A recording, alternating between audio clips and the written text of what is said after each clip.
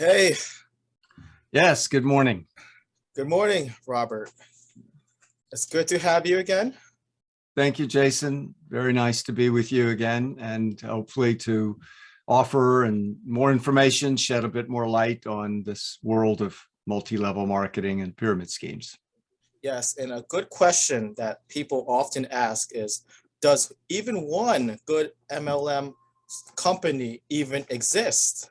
I mean, the FTC says it's a legitimate business that could turn into a pyramid scheme. So that would imply some of them are running it legitimately. Yeah, actually, that's in fact, I would say most people accept that picture that MLMs are legitimate, viable income opportunities, not pyramid schemes. They are sales companies. However, somehow or another, for sort of unknown reasons, certain ones cross a line.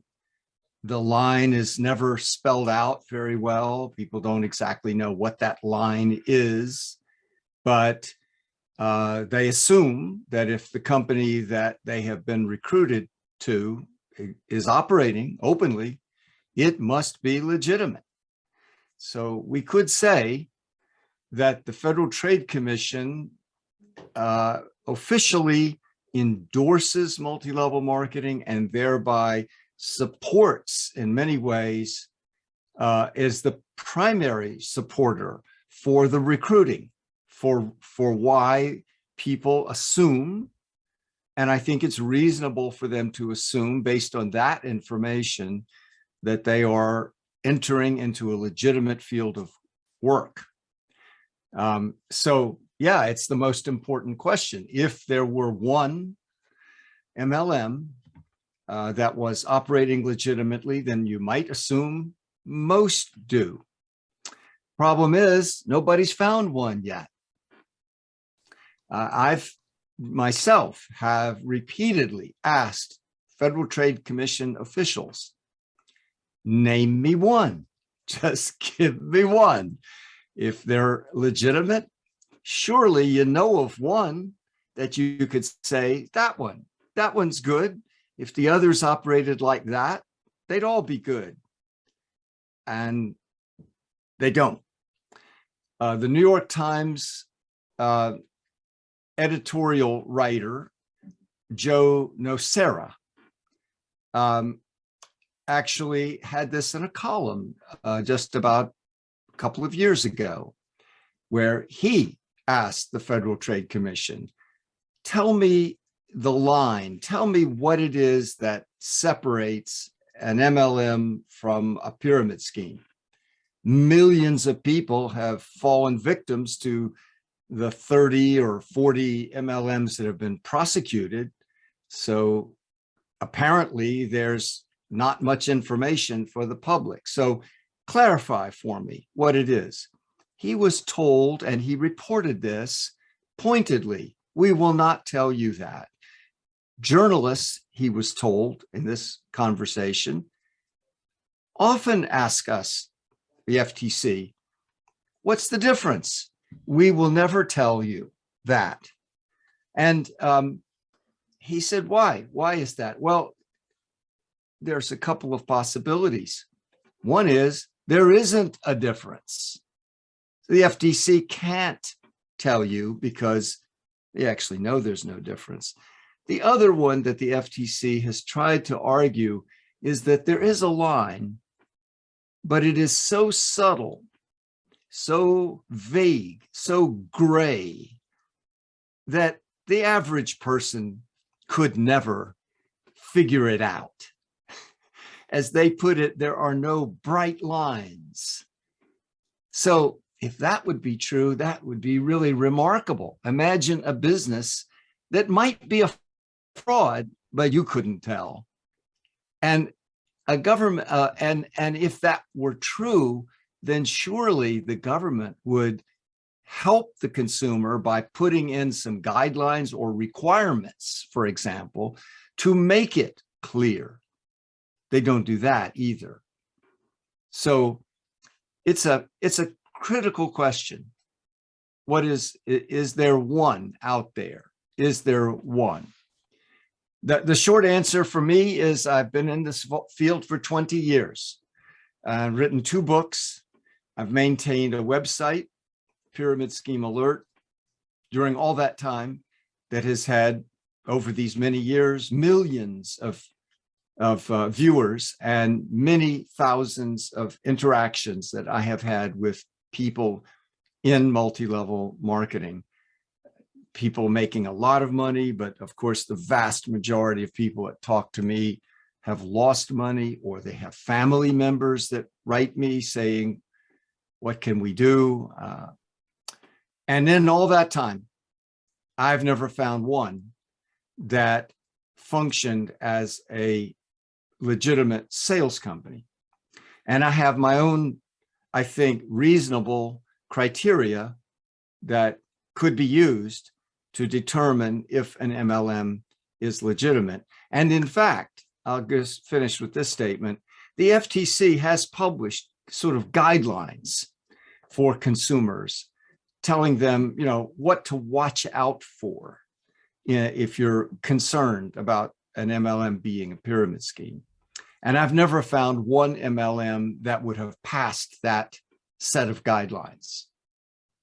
Yes, and I have some of those guidelines right here. Let me read some of them. A red flag would be promoters make extravagant promises about your earning potential. Stop. These promises are fake. What do you think about that? Okay, so again, because of the way all MLMs are structured, all MLMs are structured as an endless chain, right? So I join, I'm at the bottom, and I join, I pay my $100 or $50 or $20, whatever it is, and I join. Now I'm told you have now unlimited opportunity. I said, what do you mean unlimited? Well, there is no boundary here. You can recruit 5, who can recruit 25, who could recruit 125, on and on and on. You have no limit. Therefore, your income potential is unlimited. Well, is that true for me only? No, it's true for every person who joins. Unlimited.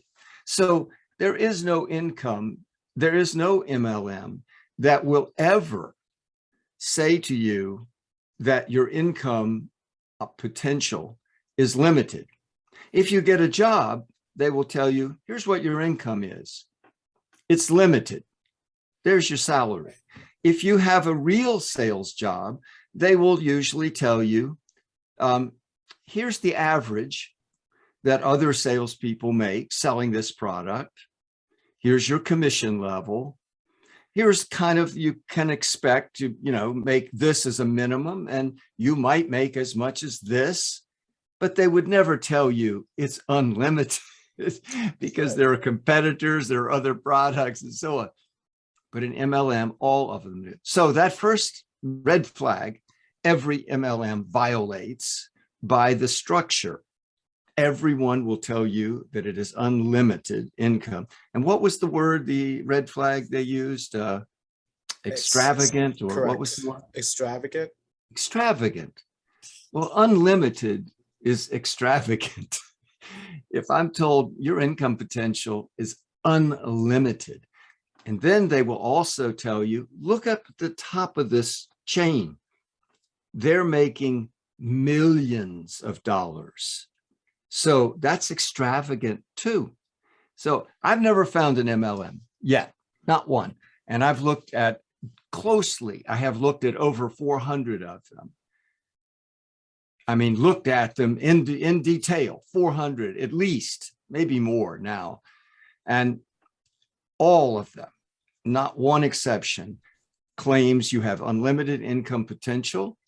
And all of them have people at the top making extravagant incomes, and they tell you you could do that too. You could make the same money. And I just want to add that MLMs don't even disclose their financial data or provide hard numbers. Instead, they use code persuasion. That's right. So So they don't even back up what they say. that's right. So if you go to a job somewhere and some recruiter started telling you how about you could make all this money, you can make all this money, you would have access to information to say, well, wait a minute, all the other salespeople make only this much. So why are you telling me I could make so much more? You would have disclosure information, to go by. You don't have that in MLMs. You don't really have that.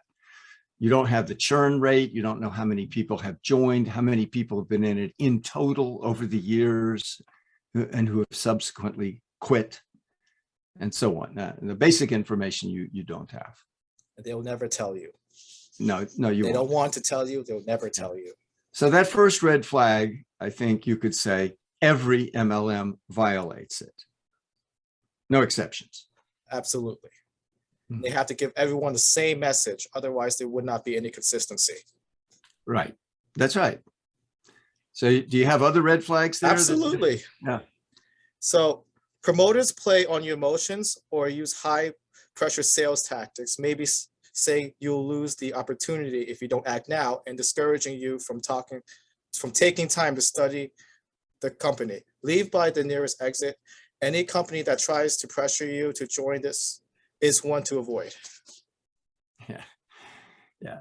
Well, again, the FTC is sort of speaking out of both sides of its mouth here, because on the one hand, they're telling you this, don't do this. But on the other hand, the reality is that all multi-level marketing propositions, solicitations, and recruiting, all of it is emotional, and almost no information, real solid business-like information, is ever given. First of all, you're usually recruited not, and they say go to the nearest exit. You're not in a recruiting meeting. Usually, you're not at an interview room. Mostly, you're usually first solicited by somebody you know. So right from the beginning, this is not really a fact-based thing, but is based on trust. Trust is an emotion, trust is a feeling. So right from the start, MLM is based on a feeling, not data.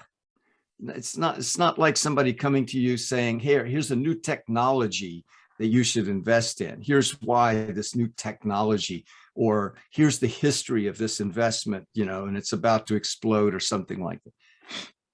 It's usually a trust-based thing. Then if you do go to an actual recruiting event, it's total emotion. There's flags flying, there's music playing, there's cheering, there's clapping, there's positive thinking. There's all kinds of ways to excite your emotion, to evoke hope from you, to see, and they direct you to envision yourself as a wealthy, happy person, financially secure, traveling. They show you images of wealth, images of luxury and freedom and prosperity and so on. So, I mean, I don't know what planet that red flag advice is coming from, because again, in all my experience, I've never seen an MLM that doesn't rely on emotion primarily for recruiting. So to tell somebody, avoid any scheme that would make an extravagant income promise, when all MLMs promise unlimited income, and beware of schemes that rely on emotion. That's all MLMs right there. I mean, who are they talking about? Again, name me one that doesn't do that. So they cannot promote based out of data and hard facts and legitimate supply and demand to outside customers. They have to rely on different alternative methods.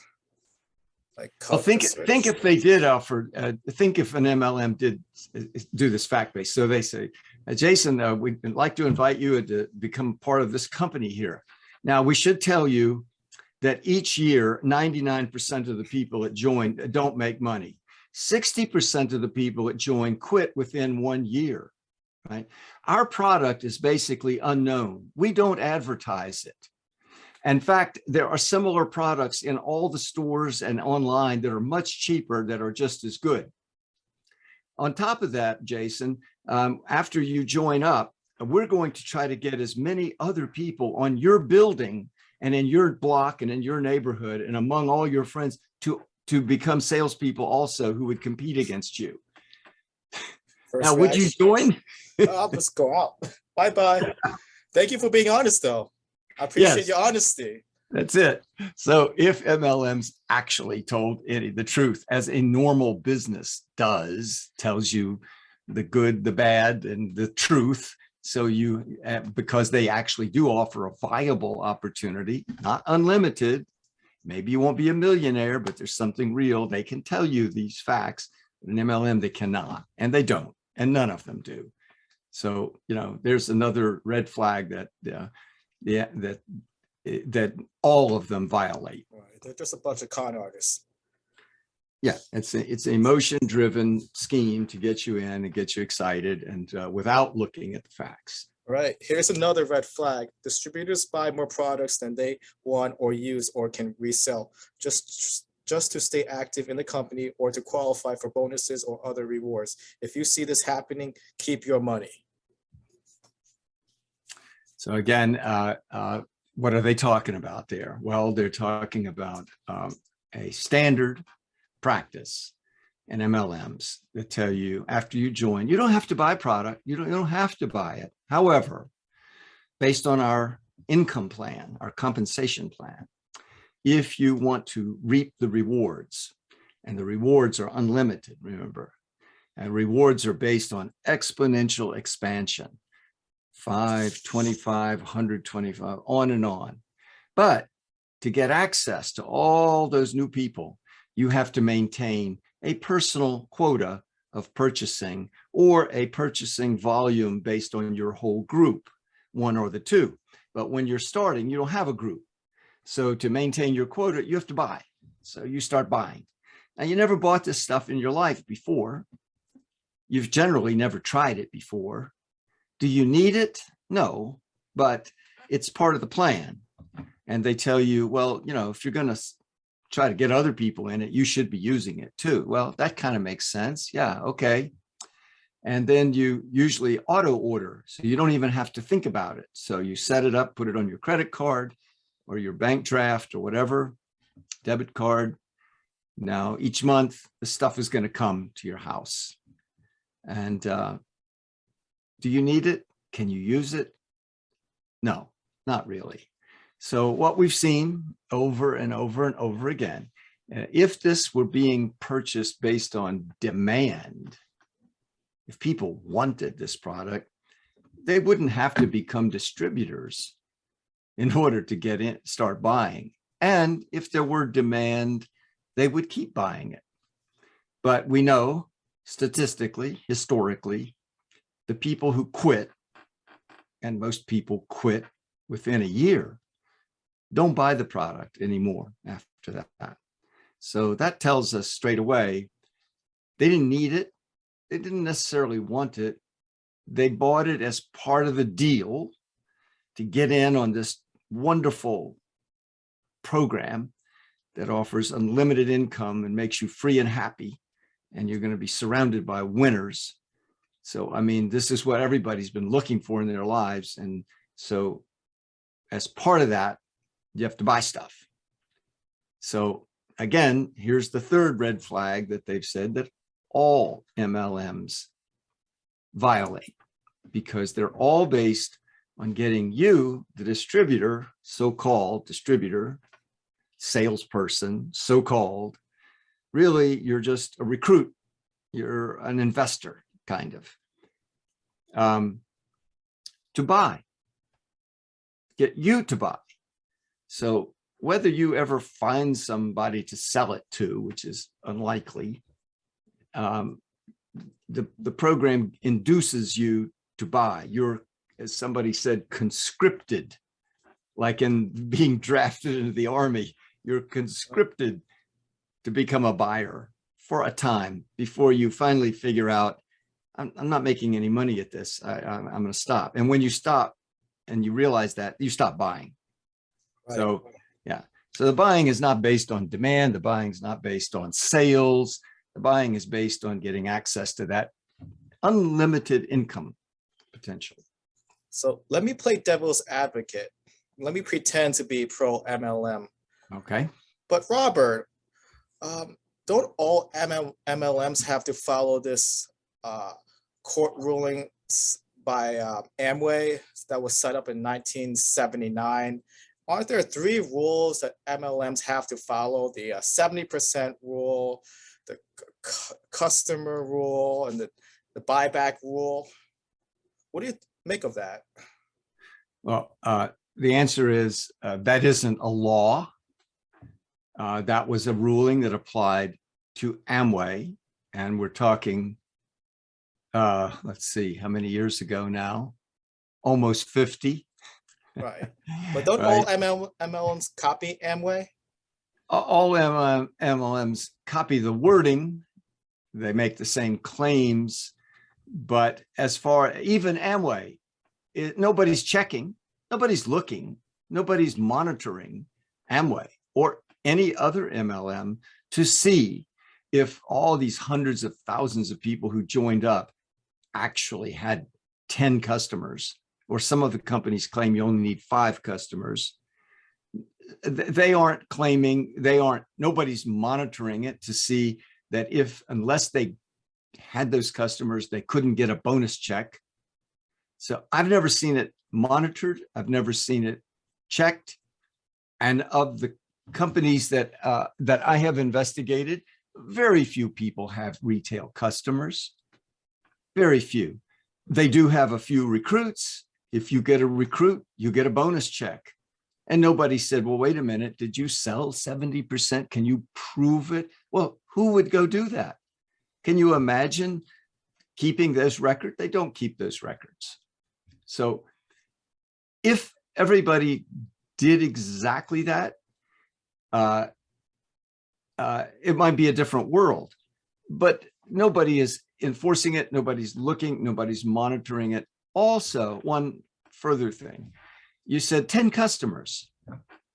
So, okay, when that was said, it was clearly understood that if I'm an Amway salesperson, I have 10 other people out there that I have sold a product to who are not in Amway. They're not salespeople, they're customers. I think the whole world understands what a customer means. It means a person who bought the product from me at retail price. I bought it at wholesale price, so I could make a profit on each of those. Well, since then, of course, the entire MLM industry has said, well, no, wait a minute, a customer could be defined as another recruit. So I get you involved in my MLM, Jason, and you start buying, and I say, see, I have a customer. I have a customer right there. So they started claiming that everybody could be called a customer. And so they have sort of made the term customer irrelevant and undefinable. And then nobody's monitoring it anyway. So it's a fantasy set of regulations. It's not a law. It was a set of guidelines in one court case, did not necessarily apply to the whole industry, but it has been cited over and over again as a basis for claiming legitimacy. But in the real world, it's not even functioning. Right. And most MLMs will just say, we're just following Amway, and yet they don't keep those records. Right, right. They don't. So that's just it's a cover story, you might say, a cover up story. And even Amway doesn't claim anymore that everybody actually has 10 customers, verifiable.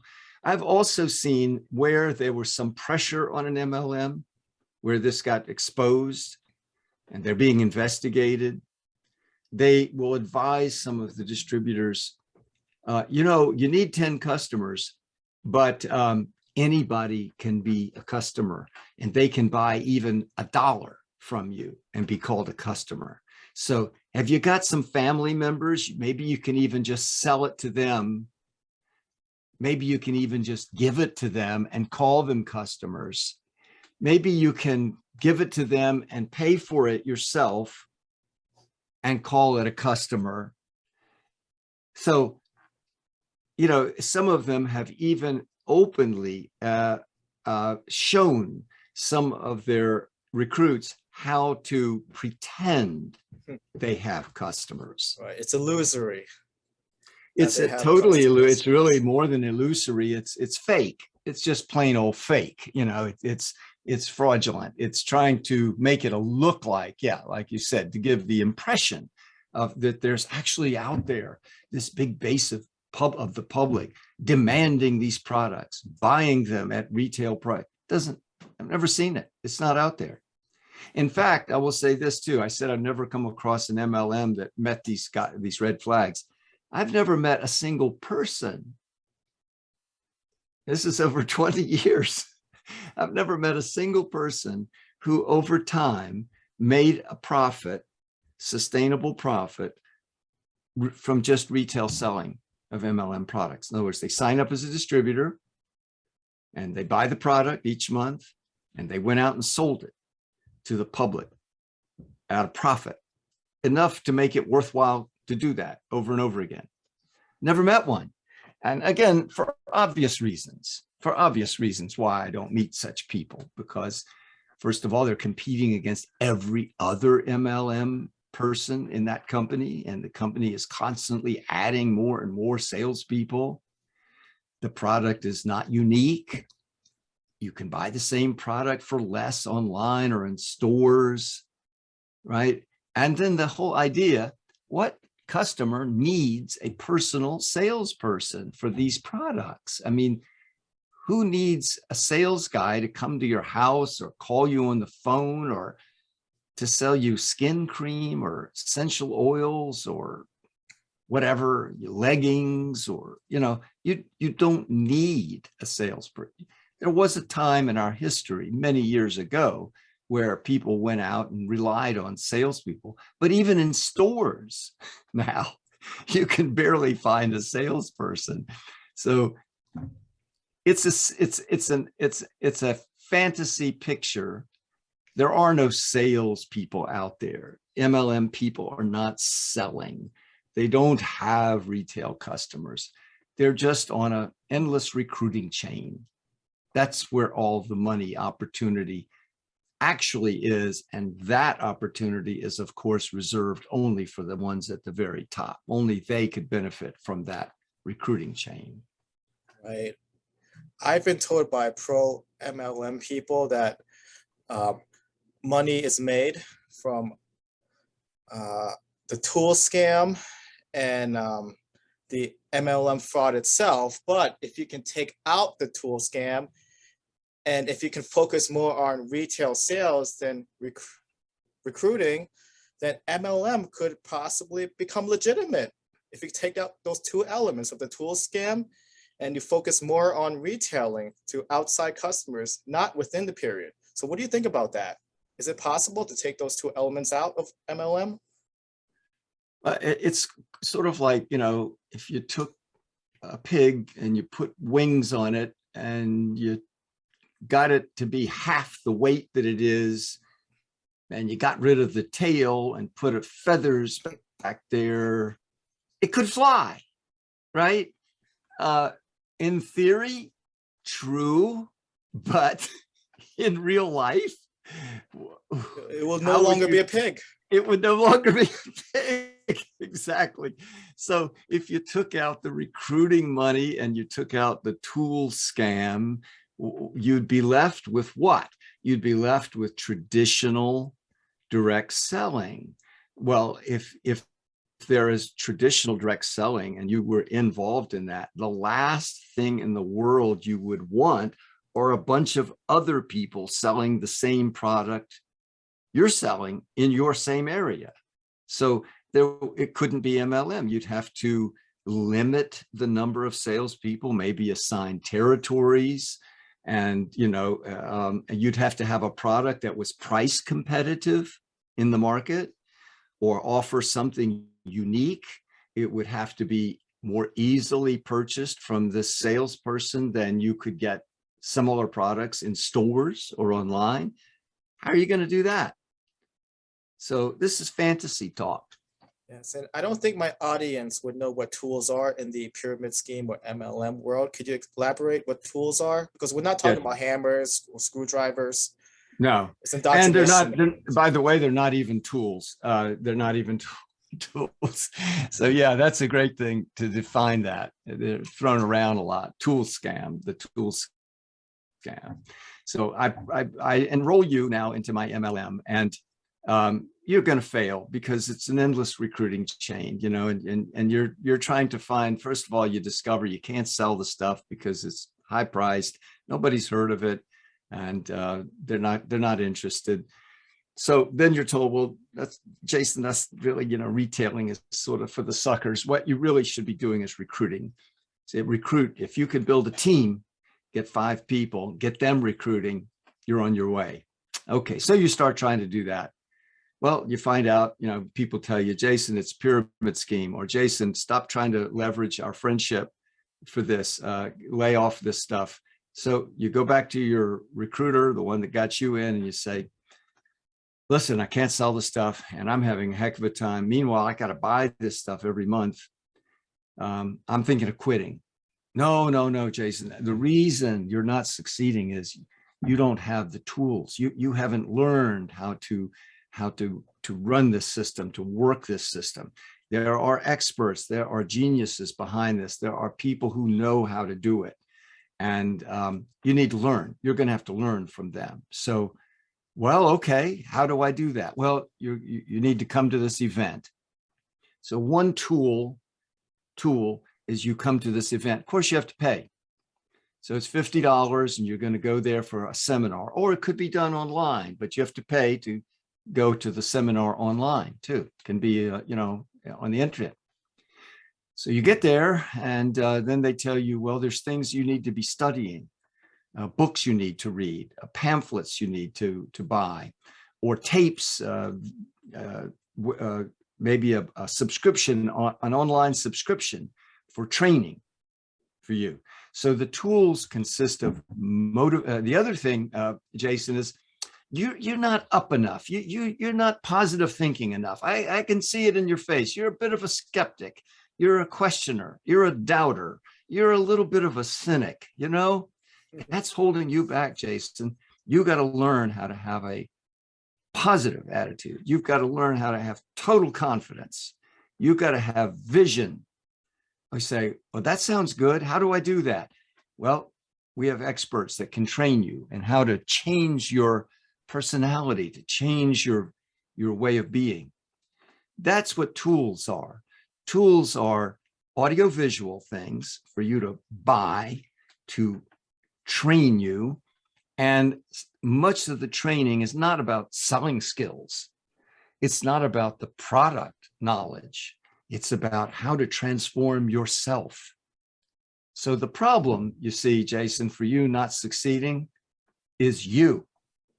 So you need to be buying these tools to fix you. And so the tool, if you could think of it as a tool, like you were saying, hammers and screwdrivers, are to work on yourself, to make you into a different person. And that is actually called brainwashing, indoctrination. Yes. That's what the tools are. They are a brainwashing program to convince you to transform yourself. But of course, even with the transformation, you're faced with the same impossible math and the endless chain and all the other market and economic realities. So that's why it's a scam. It's a brainwashing scheme. It's just another part of the fraud of a pyramid scheme. Because multi-level marketing isn't just a financial trap, it's also a cult. And to have a cult, you need indoctrination material. That's right. That's where the tools come in play. Yeah. It's about teaching you that you have to believe. So you say, well, give me evidence. Now, see, you ask for evidence. That's not belief. There's a sign of being a doubter and a cynic. The guy on the stage, you have to trust and believe 100%. No more questions. Now, if you have friends that are telling you, I think that you should look other places if you want to earn income, stay away from those people. Well, your spouse has said she or he questions whether this is legitimate, and maybe that's not a good spouse. Your parents are questioning it. Don't talk to them for a while. You stay in this, listen to your upline. So they separate you. They separate you from your connections, your relationships, your social network. Pretty soon you're isolated. You're only listening to them. And they are indoctrinating you with these constant messages. And the messages are designed in such a way as to kind of subvert logic. The typical one, the only people who lose in MLM are the quitters, right? The only people who quit are loser types. Yeah. So, oh, really? So if I quit, I'm a loser. If I lose, if I'm a loser, I would quit. So you're trapped. You have no choice anymore. You can't quit. That defines you as a loser, right? If you do quit, you have to take on the identity of a loser type. So who wants to do that? So that prevents you from actually doing due diligence. You can't think about that. It's an entrapping, thought-stopping statement. It's a trick. Right. Absolutely, it's a trick. They'll bombard you with tools more and more the longer you join. Yeah. So meanwhile, now you're still buying your stuff. And now you're buying this brainwashing crap. And so you're losing even more money now. Now, this person tells you, well, if they got rid of that and they got rid of that recruiting and they just had you over there retailing, it would be legitimate. Of course, that's not MLM. That's something altogether different. Right. It's like saying, can you be a married bachelor? Or can you make a square circle? Yes. Yeah. Defy the laws of logic. That's right. Yeah. Do you have any more of those red flags that the FTC put out? Yes. Give me a moment.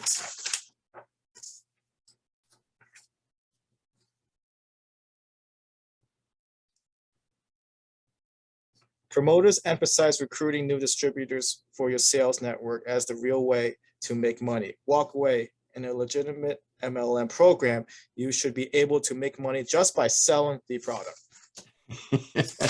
I think that's my reaction. I don't think we need to talk about that one because we pretty much covered it. And think how absurd that is, that the FTC would write something like this, put it out for the American public to go to read and then be guided by. It's really almost sinister. And you say, why would they do that? And I think the answer, sadly, is the FTC is a political organization. And its budget is determined by Congress and so on. So it's subject to all the lobbying and corruption of government. And the lobbying has prevented the FTC from enforcing the law. They are a law enforcement agency, but they have been directed by politicians, look the other way. Well, the problem is they've got all these people coming to them saying, what do I do? Is MLM, it's everywhere. It's on my college campus. It's in my place of work. It's at my church.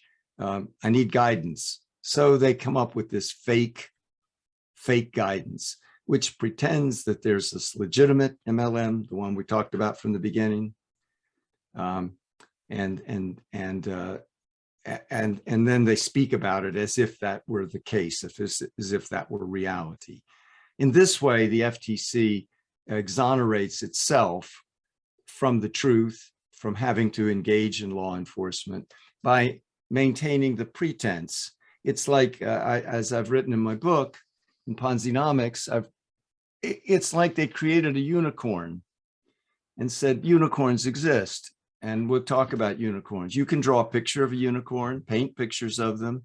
You can write about unicorns. That's what they're doing. They're writing about MLM as a legitimate business. That's a unicorn. They made it up. And in this way, they pretend that they are doing their job because there is no such thing. There are no unicorns, and there is no legitimate MLM that would meet those standards. Then they can pretend they're doing their job.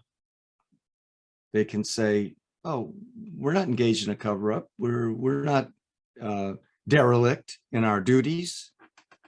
We're not carrying out the work of corrupt politicians, because there are legitimate ones, which goes back to our first question. Okay, name me one.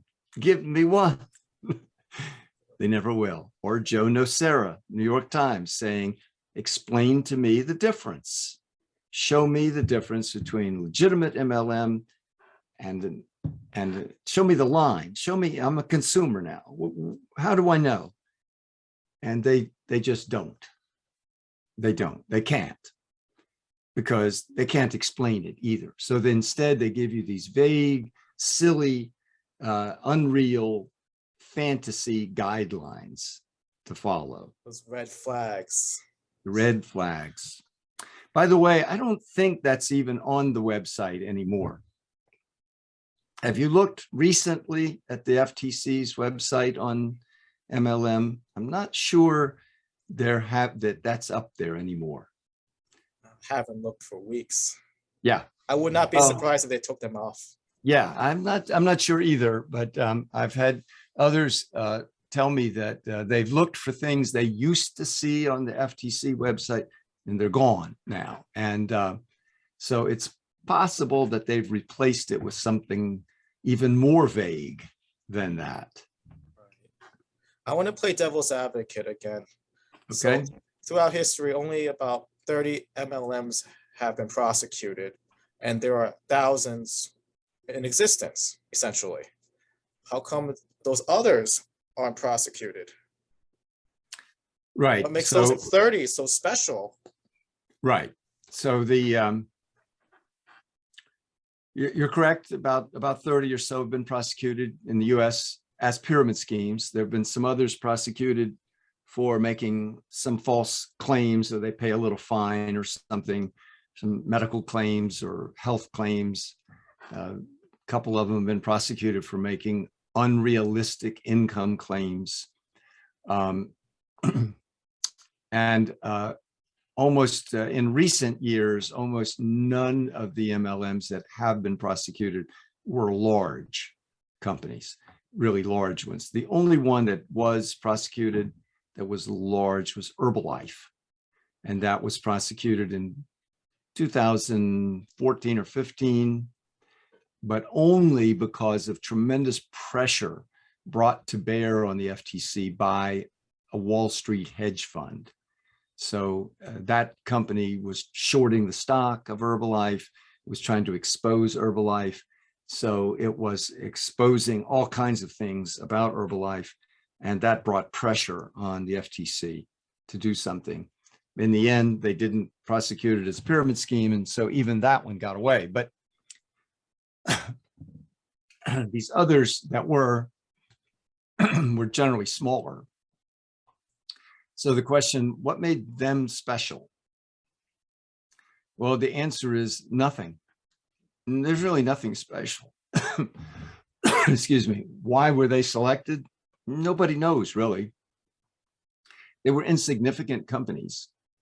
There was no evidence that they operated distinctly or particularly differently from all the other MLMs. And as you said, there are some estimates, nobody knows for sure, as many as 1,200 MLMs operating today in the USA, and probably many more worldwide, because now MLMs are being formed in other countries by the local people in those countries.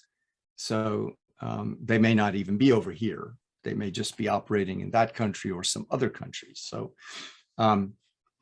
So I think what we'd have to conclude, what I concluded, is those prosecutions are politically motivated. It gives the FTC a fig leaf of appearance of law enforcement, that it makes it look like that. It also makes it look like those 30 somehow stood out. They were rogue. And this in some way makes the others appear legitimate, right? If only 30 were prosecuted, then the 970 others or 1,200 others must be okay. I mean, they did find 30. So I think that's really all we're looking at here, is political theater in which the government, the FTC, goes through the motions, picks out a few insignificant companies, prosecutes them, shuts them down, claims to have enforced the law, makes it look like they're watching out for the public. And meanwhile, really nothing happened. But let's go a step further. Were they really shut down? Not really, because essentially all MLMs are the same. So they pick out XYZ company operating out of Arkansas or somewhere, and they prosecute it, and they bring in the experts, and they cause the company to be shut down. And then they put out a press release saying, we stopped this pyramid scheme. But what really happened? The top people, the recruiters, simply move on to other MLMs, or because they already have this big downline of people who've invested, who believe, who've been indoctrinated, they start a new one under a new name. And that one goes on and continues. So they didn't really shut anything down because they left the system intact. And the people that were at the top, these perpetrators, these scam artists, these experts in indoctrination and recruiting and deceiving, they find other work inside the MLM industry, so-called, or they go and add and build upon that industry by creating yet another one. So a good term, I think, is metastasize, like a cancer cell, spreads, duplicates. That's what's going on here. So even their 30 is a bit of a sham. It's not really prosecuting that many. And they just shut those down inconsequentially. And it didn't affect the totality of the scam occurring at all. It may have actually increased it, because these people now go and add and create new MLMs.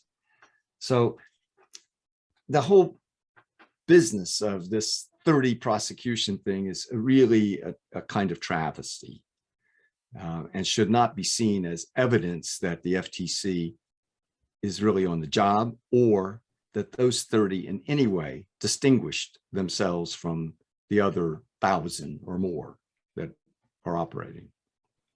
Right. That's my take on it. And can you explain how the DSA or the pyramid multi-level marketing lobby come up with these erroneous numbers, like the average income of MLM distributors? Because that relates to if one good MLM exists, I mean, people think, oh, those statistics may be real, so maybe you can debunk those statistics set by the DSA. Because in your book, you mentioned the average average income was 2,400. Yeah, that's a bogus number, fake number. How do I know it's a fake number? Because they also produced a number that says, here's how many people are in distributors. In the year that they did that study, that came up with this number. Here's how many people are in MLM. Here's the median income, 2,400. 2,400 median means half make more than that and half make less than that. So at that time, there were, I don't know, 13 million or 14 million people, I think, in their study that they said are distributors under contract. So you say, okay, well, then that means at least half, which would be, let's say, 7 million, made at least $2,400 based on their own number. Multiply those two numbers, and that would be the income, the minimum income for half. Of course, there's another half that made less than that, something less. If you put the numbers together, you see impossible, because it would mean there's more income than there were sales. Well, you can't have more commission than you have sales, because commissions come out of sales. The number made no sense, mathematically impossible, yet there it was. Now, how do they do that, and why do they do it? In my book, Ponzinomics, I have a chapter called How to Lie. It's about how to lie with statistics. And this is an old story. You know, statistics were, very few people even heard of statistics for many years. Very few people relied on statistics. Statistics in the average daily life were not something anybody relied on, heard about, until in around the 1950s or so, marketing people began using statistics. And I quoted a little book that was very famous called How to Lie with Statistics, that was written in the 50s. And it's based on this idea that more and more marketing was being used as statistic. And why? Because, as the authors pointed out, a statistic has this, as he said, it's better than Hitler's big lie. A statistic has a way of making it seem true. It's a statistic. And we've all been conditioned to kind of take statistics seriously. They must be true. Moreover, the person telling the lie kind of isn't held accountable for it. It's like the number sits over here by itself. So you can say, oh, that number is wrong, but you don't ever trace back, well, who made up that number?